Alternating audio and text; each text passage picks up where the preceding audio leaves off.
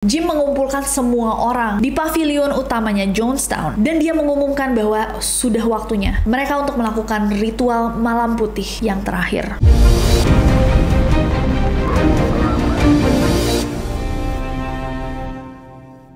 Hey guys, it's Nessie and welcome back. Kalau kalian belum subscribe ke channel ini, jangan lupa klik tombol subscribe di bawah. Storytelling Sekte Sesat Dunia, episode Jonestown atau The People's Temple. Sekte sesat yang tercatat sebagai bunuh diri massal terbesar di sejarah. Pembantaian Jonestown sebelum 9/11 itu adalah insiden tunggal terbesar kematian warga sipil Amerika Serikat dalam sejarah. Lebih dari 900 orang tewas dan banyak diantaranya adalah anak-anak. Banyak yang mengaitkan kasus ini dengan suara terkutuk dan suara tersebut adalah suara seorang laki-laki bernama Jim Jones.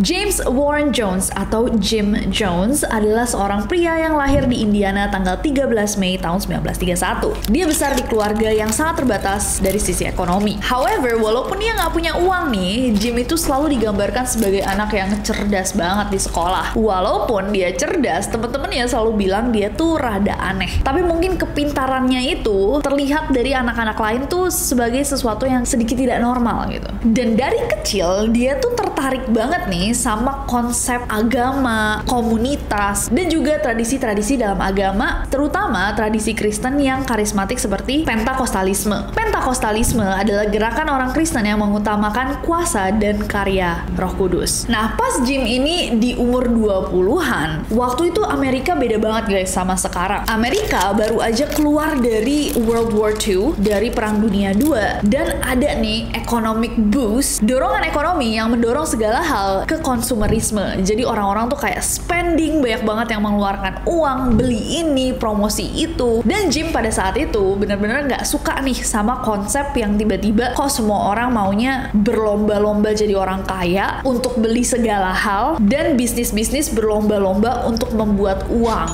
Jim ngerasa bahwa ini bukan vibe-nya dia banget. Dia bilang bahwa kayak mestinya kan manusia itu cukup aja dengan porsinya masing-masing dan hidup dalam komunitas yang sehat gitu. Mereka bekerja untuk mendapatkan sesuatu itu dibuat hidup, saling gotong royong, bantu-membantu. Dan Jim pernah nih punya masa di mana dia tuh terobsesi sama buku-buku tentang Karl Marx, Adolf Hitler, dan dari situ dia merasa bahwa sebenarnya komunisme itu adalah kunci untuk mendapatkan hidup yang seimbang. Nah, ini berbanding kebalik banget sama Amerika yang pada saat itu setelah World War II, karena mereka punya beef sama USSR, mereka sampai sekarang pun gak badi-badi kan sama Rusia. Amerika itu benar-benar pada saat itu didoktrin untuk membenci komunisme. Amerika sangat-sangat melawan komunis. Nah, dari kesaksiannya sendiri, Jim tuh pernah bilang bahwa dia adalah Marxist, tapi gimana caranya dia bisa menemukan komunitas yang memiliki pandangan yang sama dia. Akhirnya, dia lihat bahwa orang pada saat itu tuh sangat-sangat gravitate towards churches. Jadi mereka tuh lebih percaya sama gereja. Orang-orang pada saat itu menemukan komunitas mereka melalui gereja-gereja mereka. Akhirnya, Jim memutuskan bahwa kalau misalkan dia akan menemukan komunitasnya sendiri, dia akan mulai dengan infiltrate the church atau menyusup ke gereja. Bergabunglah Jim ke suatu gereja. Nah, di gereja itu dia kan benar-benar punya passion sebenarnya ya untuk mengetahui dan mempelajari agama. Dengan karismanya Jim, orang-orang tuh banyak banget yang simpatis sama dia. Salah satu pendeta yang ada di gerejanya Jim mengatakan bahwa kayak kamu cocok deh jadi pastor. Akhirnya Jim memutuskan untuk menjadi youth pastor, pendeta muda untuk orang-orang muda. Mulailah banyak yang suka sama hal-hal yang disampaikan sama Jim pas dia khotbah.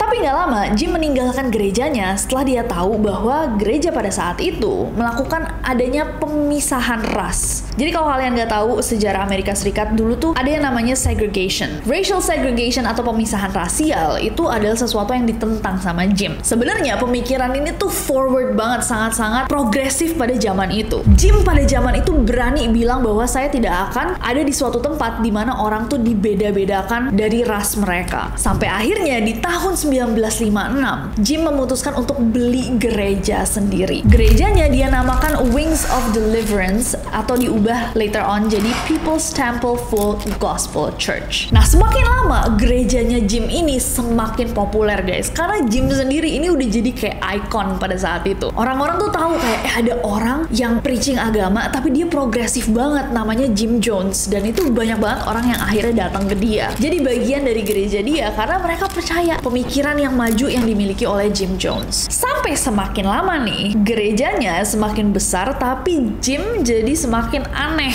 Gerejanya Jim ini ajarannya semakin berbeda karena dia yang memiliki kontrol dan dia yang populer nih. Apapun yang dia katakan itu diterima sama orang-orang yang ikut gerejanya. Hal-hal yang dia katakan itu udah nggak hanya hal-hal yang ada di agama Kristen, melainkan jatuhnya dia tuh udah preaching untuk agama yang completely different, agama dia sendiri. Jadi siapapun yang ikut gerejanya dia itu secara utuh sebenarnya masuk ke agamanya dia. Jadi orang-orang yang masuk kayak gimana dia mau keluar dan cari agama lain karena dia udah di sesuatu yang kepercayaannya tuh berbeda. Dan apapun yang dikatakan sama Jim, mereka akan percaya. Lama-lama Jim juga mulai melakukan praktek-praktek penyembuhan spiritual, clairvoyance atau kemampuan untuk mendapatkan info tentang sesuatu secara langsung, kayak kayak Mama Loren, kayak meramal gitu, meramal masa depan.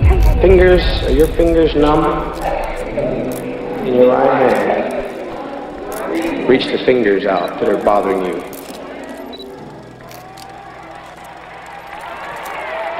Now, is the pain gone?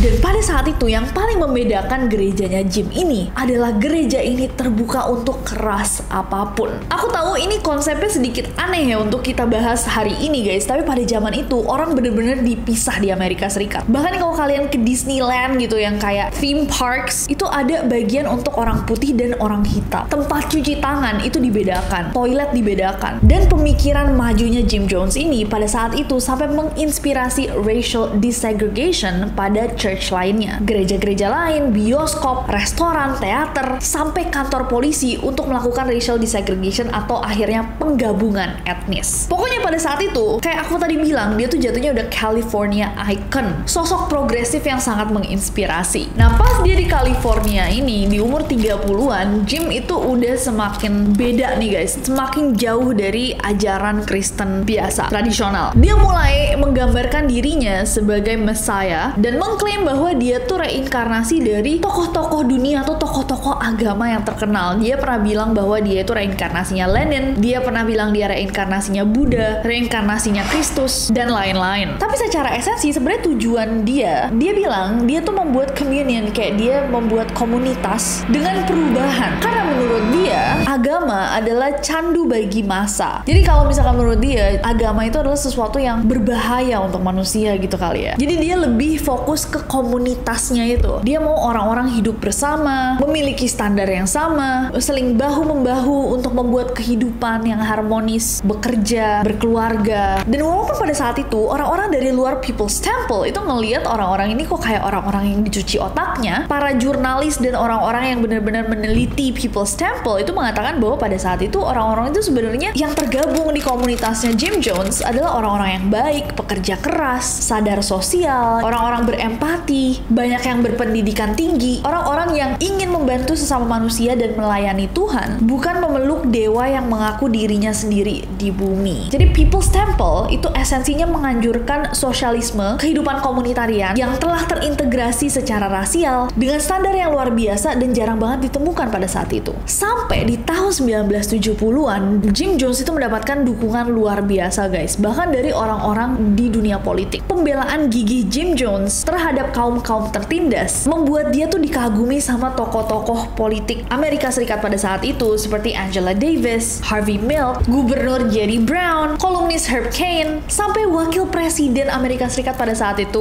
Walter Mondale. Dan tentunya People's Temple pada saat itu didukung banget guys sama grup-grup rasial seperti Black Panther. Tapi dengan dukungan yang semakin besar dan komunitas yang semakin besar juga, dan adanya cabang-cabang baru nih dari People's Temple, mulai muncul nih kok ada bad vibes di gerejanya Jim. para pengikut People's Temple mulai diminta untuk mengabdikan dirinya kepada proyek-proyek gereja. Mereka harus menyerahkan kekayaan pribadi mereka, bekerja berjam-jam untuk gereja tanpa dibayar, dan diminta untuk menjauhi diri dari keluarga mereka. Orang-orang yang memiliki anak atau keluarga itu juga diminta untuk membesarkan anak-anak mereka di dalam commune. Dan sebagai bentuk komitmen mereka mau join People's Temple, orang-orang tiba-tiba mulai diminta untuk menandatangani NDA, guys, Non-Disclosure Agreement, yang mengatakan bahwa mereka anak-anak mereka sendiri. Walaupun mereka nggak pernah ngapa-ngapain anak-anak mereka, mereka diminta untuk tanda tangan surat itu, dan surat itu ditahan sama gereja untuk dijadikan potensi blackmail. Jadi kalau suatu saat mereka bermasalah, mereka bisa dilaporkan ke polisi dengan surat yang mereka tanda tangani itu. Nah, dengan komunitas yang semakin ketat, dengan peraturan-peraturan yang tambah lama tambah aneh, banyak orang yang mulai skeptis nih akan The People's Temple. Apalagi orang-orang dari luar tapi yang memiliki kerabat, anak, atau keluarga yang ada di People's Temple. Merasa bahwa publik di luar dan juga pemerintah semakin lama semakin skeptis akan People's Temple, Jim mengatakan pada pengikut-pengikutnya bahwa dia ngerasa kok kayaknya Amerika Serikat nih udah mulai nggak aman. Dia bilang bahwa dia percaya akan ada bencana nuklir yang akan segera terjadi pada Amerika Serikat. Jadi mau nggak mau, biar mereka semua aman, mereka harus pindah. Dicarilah sama dia tempat yang kira-kira nggak jauh-jauh banget dari Amerika Serikat, tapi pemerintahnya nggak terlalu ketat. Dan akhirnya rencana ini benar-benar dieksekusi setelah muncul nih tuduhan-tuduhan kepada Jim Jones yang mulai tersebar. Dari dia menggelapkan uang orang, melakukan pelecehan, sampai menganiaya para membernya. Di tahun 1977, akhirnya The People's Temple memindahkan kantor pusat mereka ke Guyana, sebuah lokasi bekas jajahan Inggris di Amerika Selatan, yang pemerintahnya pada saat itu merasa bahwa kalau misalkan mereka membiarkan ada orang-orang Amerika di perbatasan negara mereka juga lebih aman nih dari serangan musuh-musuhnya. Karena pasti musuh-musuh lain yang bakal takut untuk membunuh Americans. Di Guyana, The People's Temple ini memiliki esensi yang sebenarnya datang dari Jim Jones, di mana dia ingin membangun masyarakat utopis, komunitas yang adil, sosial, solidaritas, masyarakat yang ideal menurut dia, tanpa campur tangan media dan juga pemerintah. Nah, sebenarnya ide dari People's Temple ini banyak banget disukain sama orang, karena banyak juga orang yang lumayan sumpek gitu, tinggal dengan pemerintah yang nggak fair menurut mereka, nggak adil, tajam ke bawah tumpul ke atas, media yang toksik, dan mereka juga mau gitu tinggal di sebuah commune yang kelihatannya sehat, baik, seperti The People's Temple. Dan akhirnya daerah mereka itu di Guyana dipanggil Jonestown. Pengikutnya Jim yang ikut ke Jonestown itu nggak tahu, guys, bahwa ternyata untuk mendapatkan spot dia di Guyana itu, Jim juga lumayan bermain sama pemerintah Guyana. Dia menjanjikan banyak hal, termasuk menunjukkan amplop yang katanya dia dalamnya ada 500.000 US dollars. Dia bilang bahwa dia akan investasiin uang orang-orang yang merupakan bagian dari Jonestown, People's Temple itu di Guyana. Dan setelah deal, Jim juga bilang, tolong ya pemerintah Guyana, orang-orang yang datang bersama saya, visanya tolong dibatasi. Mereka tidak bisa meninggalkan Jonestown. Kalau mereka meninggalkan Jonestown, mereka dianggap sebagai pembelot. Dalam suatu rekaman yang bikin merinding ini, Jim bahkan mengatakan bahwa orang-orang yang mencoba meninggalkan Jonestown adalah penista agama. He said, I really want to get away from here, and by Christmas I will be gone. By Christmas, you want to be gone? Yeah, well, By Christmas, do you want to be gone? By Christmas, do you want to be I gone? would ask you, could I go home to make a trip to see my people? I have the power to send you home by Christmas, but it's not on Transworld Airlines. It's blasphemy. It's blasphemy to talk about going back when you have not been given any approval. Do you want to go home? No. Well, then be seated and shut your mouth and don't be in my face anymore. Dan ternyata Jonestown di Guyana dengan idenya Jim yang terdengar sangat surga itu tidak surgawi sama sekali, guys. Setiap hari orang-orang yang ada di Jonestown harus bekerja seharian 12 jam sehari di ladang sambil mendengarkan monolognya Jim setiap hari melalui megaphone. Mereka cuma dapat sejam break buat makan siang dan kerja sampai malam hari. Selesai mereka kerja, mereka tetap harus mengikuti kelas yang jatuhnya adalah kelas propaganda. Dan Jonestown itu bukan bukan cuman commune yang sehat dan seru, orang-orang berkomunitas bersama. Ternyata mulai ada nih penjaga-penjaga bersenjata yang disebut Brigade Merah. Mereka bertugas untuk memastikan bahwa semua orang di Jonestown bekerja dan tidak membelot. Anehnya, beberapa orang yang sempat diinterview sama pemerintah Amerika, orang-orang Jonestown, itu nggak ada yang bilang bahwa mereka nggak suka tinggal di Jonestown. Mereka semua bilang bahwa dia pasti akan balik ke Jonestown. Mereka seneng hidup di komunitas, mereka memiliki purpose, memiliki tujuan hidupnya, dan lain-lain. Tapi keluarga-keluarga dan kerabat dari orang-orang yang pindah ke Guyana untuk jadi bagian dari Jonestown tentunya kan pada concern, guys. Khawatir gitu, apa yang mereka lakukan di sana. Kok semakin lama mereka nggak dengar kabar, nggak dapat surat, dan komunitasnya semakin lama semakin ketat. Para Brigade Merah itu membawa senjata dan parang untuk melakukan disiplin ke orang-orang Jonestown. Mereka bahkan akan mengancam kalau ada orang yang berani menyusup ke dalam Jonestown, orang-orang itu akan dilawan sampai. Dan tanpa banyak orang tahu, ternyata di Jonestown itu banyak sekali obat-obatan, guys. Bahkan katanya obat-obatan yang ada di Jonestown itu cukup untuk semua orang di komunitas itu kali 100. Dan Jim yang semakin lama semakin terpressure gitu ya, mungkin dia mulai stres juga gitu. Sulit juga ternyata punya komunitas asing lagi, maksudnya kayak di tempat asing. Mereka harus bikin makanan sendiri, cari makanan sendiri, berkebun, dan lain-lain semuanya sendiri. Mulai mengalami penurunan kesehatan mental. Dan agar dia merasa tenang, dia mulai kecanduan obat-obatan. Ternyata dari obat-obat antidepressants-nya, dia tuh mulai mengalami paranoia yang bahkan lebih besar lagi. Dia yakin pada saat itu bahwa pemerintah Amerika Serikat dan lainnya sedang plotting dan berusaha untuk menghancurkannya. Padahal pemerintah Amerika Serikat pada saat itu juga fokusnya bukan Jonestown. Masih banyak hal yang lebih besar untuk mereka, tapi ya mereka lumayan penasaran gitu dengan apa yang terjadi di Jonestown. Makanya pemerintah dan keluarga-keluarga dari anggota Jonestown itu sempat mengirimkan beberapa delegasi jurnalis untuk melakukan misi pencarian fakta ke Jonestown. Delegasi-delegasi itu sampai di Jonestown pada 17 November tahun 1978. Dan salah satu dari delegasi tersebut adalah anggota Kongres California pada saat itu, Leo Ryan. Dan kalian tahu, waktu mereka datang, mereka diterima dengan baik sekali sama Jim Jones. Tapi sehari kemudian, kunjungan ini dibatalkan ketika ada seorang anggota dari Jonestown atau People's Temple yang mencoba untuk menikam si anggota Kongres itu dengan pisau. Akhirnya rombongan jurnalis ini semuanya cabut, guys. Mereka dikawal sama anggota-anggota Temple's People ke lapangan terbang untuk pergi. Dan pas si Leo Ryan itu menaiki tangga pesawat, tiba-tiba salah seorang pengawal dari Jonestown itu mulai menembak. Dan tembakan tersebut membuat Leo dan 4 orang lainnya kehilangan nyawa mereka pada saat itu. Termasuk 2 fotografer yang sempat mengabadikan momen ini sebelum mereka semua meninggal.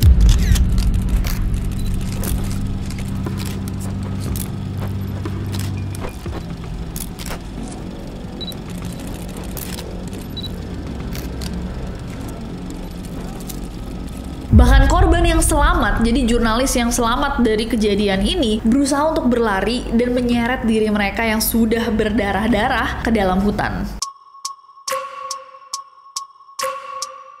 Nah, kejadian datangnya jurnalis ini bikin Jim Jones ternyata lebih paranoid lagi. Nah, ternyata sebelum-sebelumnya, karena paranoianya bahwa Amerika Serikat sedang menarget dia nih, Jim itu udah meminta para anggotanya untuk melakukan praktis atau latihan untuk sesuatu yang dia bilang malam putih. Essentially, malam putih ini adalah waktu dimana mereka semua akan mengakhiri hidup mereka. Jadi sebagai satu komunitas. Dan latihannya itu juga aneh. Kayak mereka dikasih minuman, terus dibilang sama Jim, itu by the way semuanya racun loh. Terus orang-orang udah nangis-nangis, terus Jim kayak, enggak deng, tapi nggak segitunya. Dia bilangnya kayak, bukan, itu bukan racun. Tetep aja aneh ya guys. Tapi latihannya kayak gitu. Sampai setelah kejadian yang jurnalis itu, Jim mengumpulkan semua orang di pavilion utamanya Jonestown. Dan dia mengumumkan bahwa sudah waktunya mereka untuk melakukan ritual malam putih yang terakhir. Untuk meyakinkan para pengikutnya, Jim bilang bahwa iya, gara-gara kejadian kemarin, kita itu mengakhiri hidup dari dari seorang anggota Kongres bernama Leo Ryan. Dan dengan kita mengakhiri hidup dia, basically habis ini kita yang akan dihabisi sama pemerintah Amerika Serikat. Jadi satu-satunya solusi agar kita tidak diakhiri secara massal adalah kalau misalkan kita mengakhiri hidup kita sendiri, agar hal ini menjadi sesuatu yang revolusioner. Nah, beberapa penduduk Jonestown pada saat itu menerima dengan sukarela ide ini, dan sebagian lainnya mempertanyakan, kok tiba-tiba kita harus mengakhiri hidup ini gitu. Dan pada saat itu guys, orang-orang yang mencoba membelot itu dilaporin sama anggota keluarganya. Pokoknya semua orang yang setuju sama Jim Jones itu merasa bahwa mereka sudah melapangkan dadanya dan memberikan kasihnya submission kepada Jim Jones, dan untuk membuktikannya ya mereka harus melaporkan semua orang yang mencoba untuk melarikan diri dari Jonestown. Jadi anak ngelaporin bapaknya, istri ngelaporin suaminya, atau kebalikannya, ibu ngelaporin anaknya, dan semua yang gak terima itu tetap dipaksa untuk mengikuti Malam Putih. Mereka semua diminta untuk ngantri untuk mendapatkan sebuah cangkir berisikan minuman. Minumannya itu semacam Kool-Aid, minuman merah gitu lah. Kalau misalkan di Indonesia mungkin kita lebih relate kalau misalkan dikasihnya kayak Just Juice gitu kali ya, Nutrisari, Pop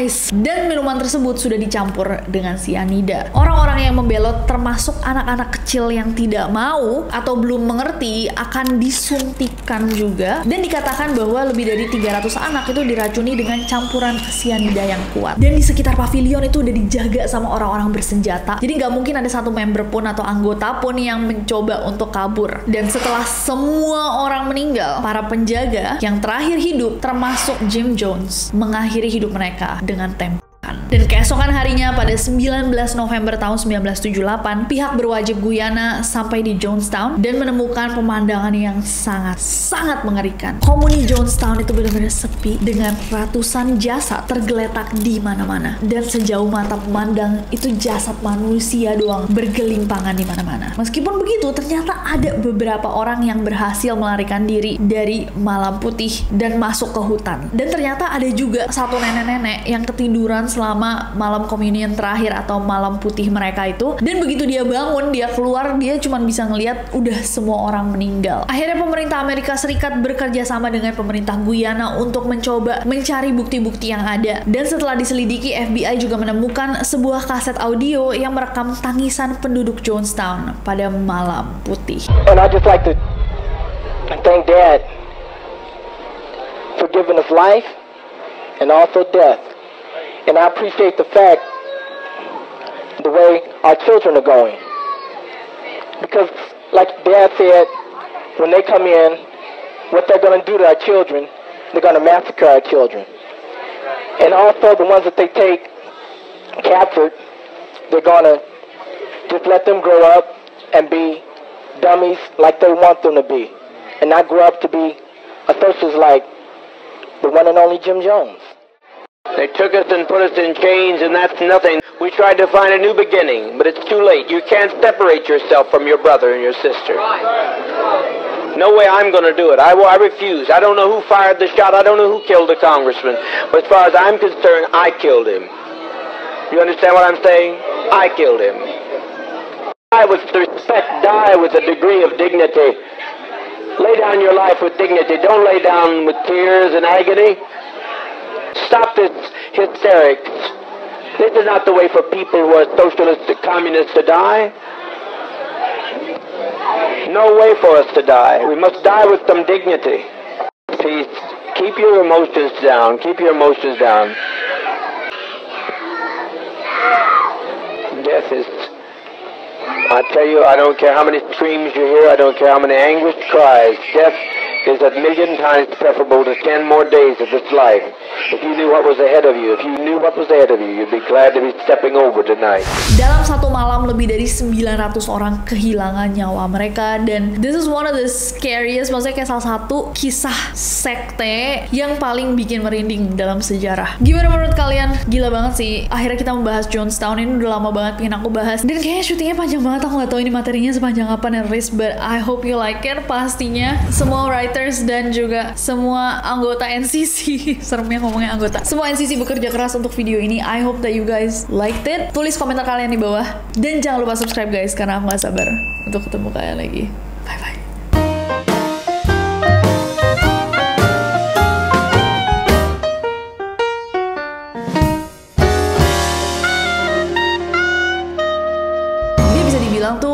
besar tanpa uang.